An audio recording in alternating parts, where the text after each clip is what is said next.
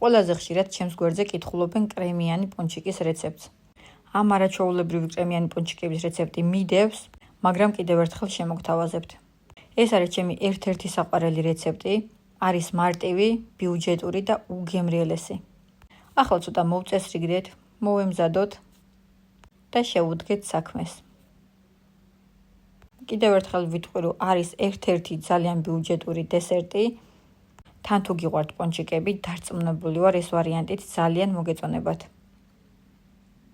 ახლა ვიდეო შეინახეთ და შევუდგეთ საქმეს. პირველ რიგში დაგჭირდება კილო და 300 ფქვილი. გაითვალისწინეთ ამ პორციიდან უამრავი გამოდის, ამიტომ ჯობია გაანახევროთ და ისე მოამზადოთ. თან თუ პირველად უნდა მოამზადოთ, უმჯობესია ნახევარი პორცია გაიმეოროთ.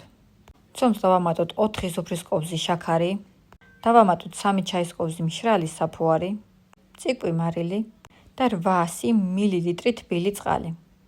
2 შეკვრა ვანილი და სულ ბოლოს გადაძლეთ 60 ml ზეთით. ცომი კარგად გემრიელად მოზილეთ და დაასვენეთ გაორმაგებამდე. ახლა უკვე გადავიდეთ კრემის მომზადებაზე. მოგეხსენებათ, რომ კრემი უნდა იყოს სქელი, რადგან ზეთში გამოცხობის დროს კრემი გარეთ არ გამოვიდეს. ამიტომ 1 ლიტრა წყალს დავამატოთ 13-14 სუფრის ყოფზი ფქვილი. დაახლოებით 400 გრამი შაქარი, ვანილი და სულ ბოლოს 50 გრამი კარაქი. ახლა უკვე კრემი გავაგრილოთ. ჩემმა ცომმა დაისვენა როგორც ნახეთ, ახლა გადავიტანოთ სამუშაო მაგიდაზე. საკმაოდ რბილი და ფაფუკი ცომი გამოდის და სამუშაოებლათაც ძალიან მარტივია. მოკლედ გადავიტანოთ სამუშაო მაგიდაზე და დავყოთ 60-65 გრამ ბუნდებად. ნუ შეგიძლიათ ცოტა დიდი წონებიც გააკეთოთ, მაგრამ ჩემი აზრით ეს ზომა და ფორმა არის იდეალური. დაახლოებით 32-დან 35 ცალამდე პონჩიკი გამოდის. ახლა უკვე გადავიტანოთ კრემი, ძალიან მარტივად. უმჯობესია კრემი იყოს გაციებული. ასე ხელით გავაბრტყელოთ და გადავიტანოთ თითო სუფრის ყოფზი.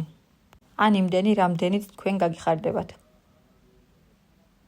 შეხვევაც ძალიან მარტივია, ყველა მხრიდან მჭიდროდ, კარგად გემრიელად მოუკარეთ თავი. ხო და ფორმებს რომ ისწემთ, დაასვენეთ კიდევ დაახლოებით 10-დან 15 წუთამდე. შეგიძლიათ ხელით ცოტა დატკეპნოთ და მერე გადაიტანოთ, მაგრამ მე ესეთი ფუმფულა და მაღალი უფრო მომწონს. ამიტომ დავასვენებ 10-15 წუთი და შემდეგ გადავიტან ცხელ ზეთში. ძალიან მაღალ ტემპერატურაზე გაზი არ გქონდეთ, უნდა იყოს საშუალოზე ოდნავ მაღალზე და შევწვათ ლამაზი ფერის მიღებამდე. ძალიან ბევრჯერ მომზადებია და არც ერთხელ აი ამ მეთოდით კრემი არ გადმომსვლია გარეთ, არც ერთი არასდროს არ გამსყდარა. მოკლედ როგორც იქნა დავასრულე. ახლა კი მადლობა მინდა მოგიხადოთ რომ მიყურეთ. თუ მოგეწონათ ვიდეო, ძალიან გთხოვთ გაუზიაროთ სხვასაც. ახლა კი დაგემშვიდობებით, კარგად იყავით და გემრიელად მიირთვით. წარმატებული დღე.